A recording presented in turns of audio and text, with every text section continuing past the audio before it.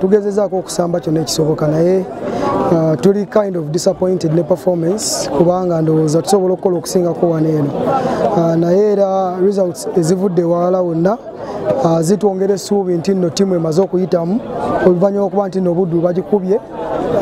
Kyaggwe ekubye Buddu so ffe kitwongera amaanyi okuba nti nno tumaze okusiringa qualification yaffe naye result eno gye tufunye eya 1-1 tetuli bamativu nayo naye ng'obuvunaanyizibwa bwaffe tujja butwala tulabe nga tusobola okukola okusingako wano eno naddala nga ttiimu eri waka ndowooza tusuubira ttiimu okukola okusingako wano tetusambye bulungi abawagizi baffe kyemanyi nabo si bamativu ne buvunaanyizibwa bwaffe ng'abatendesi okulaba nti nno abawagizi baffe tubawa ekyo kyennyini kye basaanidde okufuna. Team rotation ejja kubeerawo kubanga twetaagayo point emu okufuna sport number 1 then ekirala twetaaga resting abasambi tulina injuries nyingi oba olaba Kaya alwadde Ernest alwadde tulinamu abalwadde abalala abatasambye so ndowooza kikulu nnyo okulaba nti no turesting abantu abalwadde okuwona obulungi kubanga olwedde tuli qualified into the quarter finals so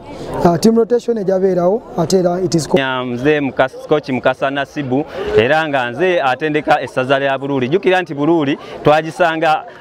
Kyaggwe egikubye ggoolo zaali 4-1 webandeeta ngenze nterezaamu kwe kubanga tusobodde okubanga tuweza n'obubonero obwo 13 naye ekibinja kikyali kizibu nnyo oluvannyuma lw'okuba nti Buweekula oluvannyuma lw'okukola ne Buluuli amaliri ga ggoolo 1-1 ewezezaayo obubonero 17 Kyaggwe weekubye Buddu ggoolo 1-0 nayo neeweza obubonero 14 ekitegeeza nti Kyaggwe eri mu kyakubiri